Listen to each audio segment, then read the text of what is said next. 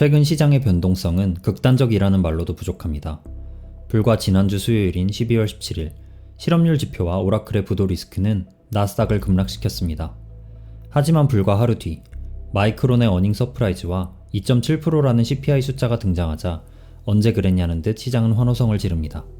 지옥과 천국을 오가는 데는 단 24시간이면 충분했습니다. 어제의 확신은 의심으로 마이클 버리의 경고와 톰 리의 낙관론 사이에서 투자자들은 길을 잃었습니다. 연말 산타 랠리를 기대하면서도 동시에 폭락을 걱정해야 하는 모순적인 계절. 과연 우리는 이 수많은 소음 속에서 어떤 신호를 믿어야 할까요? 그리고 과연 우리는 어디에 서 있을까요? 시장은 지금 AI 강세장이 버블이냐 아니냐를 두고 두 가지 거대한 논리로 쪼개져 있습니다. 감정을 배제하고 현재 시장이 보여주는 데이터 그 자체에만 집중해 보겠습니다. 먼저 비관론의 논리입니다. 근거는 명확합니다. 가격이 너무 비싸다는 겁니다. 현재 S&P 500의 슐러 지수는 30배를 넘었습니다. 이는 닷컴 버블 직전 수준입니다. 포워드 PE는 22.8배로 지난 30년 평균인 17배를 34%나 초과했습니다. 통계적으로 이 정도 밸류에이션 구간에서 진입했을 때 향후 5년 기대 수익률은 0%에서 5% 사이였습니다. 더 큰 문제는 돈을 벌고 있는가입니다. MIT의 최근 연구에 따르면 AI를 도입한 조직의 95%가 수익 창출에 실패했습니다. 수조 달러의 투자가 집행됐지만 기업들의 손익계산서에는 아직 비용만 찍혀있다는 뜻입니다. 여기에 더불어 금융 리스크도 감지됩니다. 최근 급부상한 네오클라우드 기업들 중 일부는 GPU를 담보로 고위험 대출을 일으키고 있습니다. 만약 AI 수익화 시점이 예상보다 지연된다면 이들의 디폴트는 금융 시스템 전체를 위협하는 위기의 시발점이 될 수 있습니다. 투자가 소수의 빅테크와 인프라에만 쏠려있는 현 구조상 충격은 시장 전체로 확산될 가능성이 큽니다. 반면 강세론자들은 이번 상승장이 2000년 닷컴 버블과는 질적으로 다르다고 반박합니다. 가장 큰 차이는 현금 창출 능력입니다. 당시의 닷컴 기업들은 적자였지만 지금의 빅테크는 막대한 영업이익을 기반으로 투자를 집행합니다. 2026년 예상 투자 규모만 약 4,670억 달러입니다. 빚이 아니라 번 돈으로 미래를 사고 있다는 주장입니다. 또한 재본스의 역설이 작동하기 시작했습니다. 기술 비용이 낮아질수록 수요는 폭발적으로 늘어납니다. AI가 전 산업의 마진율을 1, 2%만 계산하여도 여기에서 창출되는 가치는 수조 달러에 달합니다. 단순한 기대감이 아니라 실질적인 생산성 슈퍼사이클의 진입이라는 주장이죠. 마지막으로 정책적 요소입니다. 미중 패권 경쟁 상황에서 AI 투자는 단순한 기업 활동을 넘어섭니다. 국가 안보와 직결된 준공공 성격을 띠기 때문에 정부의 지속적인 지원이 하방을 지지할 것이라는 논리입니다. 비관론은 역사적 고평가와 불확실한 투자 수익률을 경계하고 있고, 강세론은 정부가 밀어주는 압도적 현금 흐름과 생산성 혁명을 근거로 듭니다. 양쪽의 주장은 모두 타당해 보입니다. 그렇다면 투자자인 우리는 어떤 논리와 근거를 바탕으로 투자를 해야 할까요? 4가지 핵심 지표를 통해 현재 객관적인 시장의 상황을 확인해 보겠습니다. 먼저 시장의 밸류에이션입니다. 현재 S&P 500의 선행 PER은 23배입니다. 지난 30년 평균인 17배보다 약 34% 높습니다. 평균보다는 1.4 표준 편차 위에 있습니다. 고평가 구간임을 말해줍니다.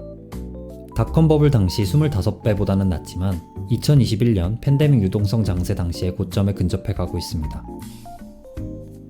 기대 수익률을 함께 살펴보면 다음과 같습니다. 우선 포워드 PE가 22.8%일 때의 향후 1년 기대 수익률은 통계적 상관관계가 낮아 실제 수익률과는 거의 연관이 없어 넘어가도록 하겠습니다. JP 모건 리포트를 참고해 봤을 때 선행 PER 22배 수준에서 시장에 진입했을 때 향후 5년간의 평균 기대 수익률은 0%에서 5% 사이에 밀집해 있습니다. 이것이 포워드 PE만으로 당장의 폭락을 의미하진 않습니다. 다만 2025년처럼 지수 전체를 사서 묻어두면 2026년 이후에는 과거와 같은 수익을 기대하기 어렵다는 확률적 사실을 우리는 여기서 확인할 수 있었습니다. 그렇다면 지금 주식시장은 왜 이렇게 비쌀까? 라는 질문이 자연스럽게 나오게 됩니다. 이익률 차트를 보겠습니다. 현재 기업들의 순이익률은 13.6%입니다. 닷컴 버블 당시나 금융위기 이전보다 훨씬 높은 역사적 고점 수준입니다. 2026년 EPS 성장률 전망치 또한 13%로 견고합니다. 지금의 고평가는 기업들의 압도적인 현금 창출 능력이 지탱하고 있다고 해석할 수 있을 것 같습니다. 펀더멘털을 확인해 봤을 때 성장과 이익률이 견고하므로 이 부분에서는 흠을 발견하기 어려운 것 같습니다. 하지만 S&P 500 내부 구성 종목의 비율을 들여다보면 흥미로운 지점이 보입니다. S&P 500 상위 10개 종목의 PER은 약 30배인 반면 나머지 종목들의 평균은 약 19.5배입니다. 밸류에이션 격차 스프레드가 크게 벌어졌으며 닷컴 버블을 상기시키는 양극화 양상입니다. 역사적으로 그러했듯 극심한 양극화는 곧 평균 회귀 압력을 높입니다. 자금이 고평가된 상위 종목에서 상대적으로 저렴한 나머지 종목으로 이동하는 로테이션이 일어날 공간이 통계적으로 충분히 열려 있습니다. 다음으로 많은 사람들이 우려하는 캐펙스 상황을 보면 2024년부터 캐펙스 투자가 수직 상승하고 있습니다. 막대한 캐펙스 투자는 반도체 제조사들의 매출을 강력하게 지지해줬습니다.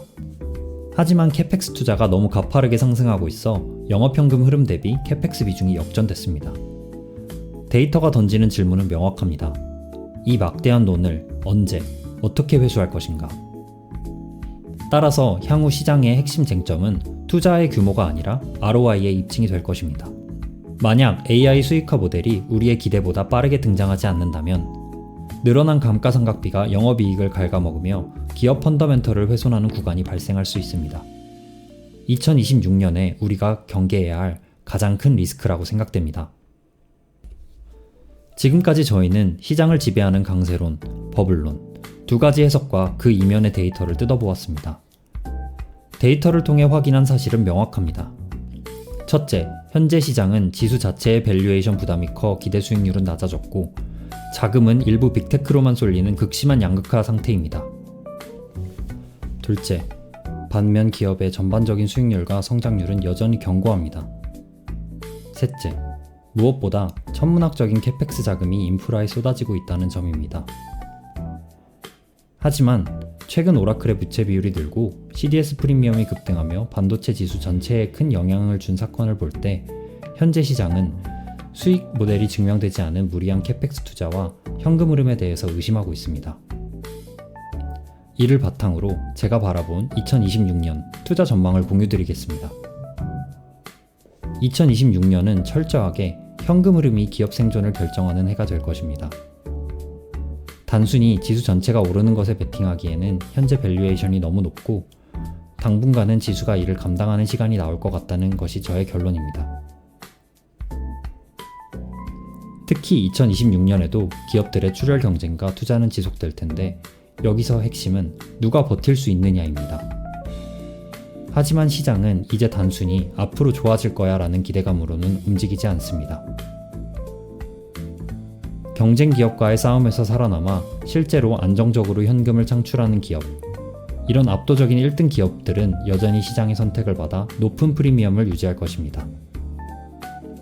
반면 무리한 캐펙스 투자로 조금이라도 현금 흐름에 문제가 생기거나 실체 없이 기대감만으로 주가가 올랐던 기업들은 철저히 외면받을 것입니다. 즉, 어느 때보다 냉혹한 옥석 가리기가 진행되며 혼란한 시장 분위기가 예상됩니다. 그렇다면 여기에서 빠져나온 자금은 어디로 갈지에 대해서 생각해보면 좋을 것 같습니다.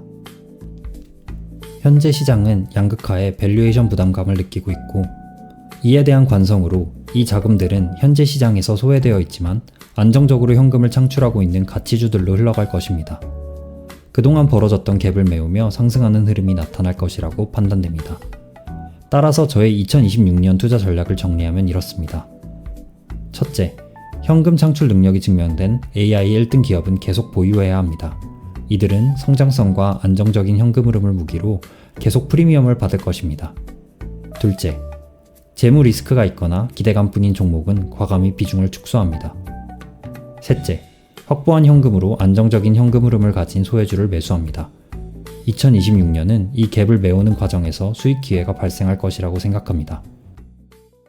피터 린치의 말로 영상을 마치겠습니다. 당신이 경제 상황을 예측하는데 13분을 쓴다면 그중 10분은 낭비한 것이다. 우리는 경제가 언제 변할지 맞출 수 없습니다. 하지만 어떤 일이 일어날지를 미리 대비하는 것은 가능합니다. 2026년은 누군가에게는 수익률 정체의 해가 되겠지만 자신의 투자 논리를 점검하고 대비한 투자자들에게는 미리 좋은 주식들을 선점하는 기회가 될 것이라고 생각합니다. 시장의 소음이 커질수록 여러분의 논리는 더욱 단단해져야 합니다. 주식도치였습니다. 감사합니다.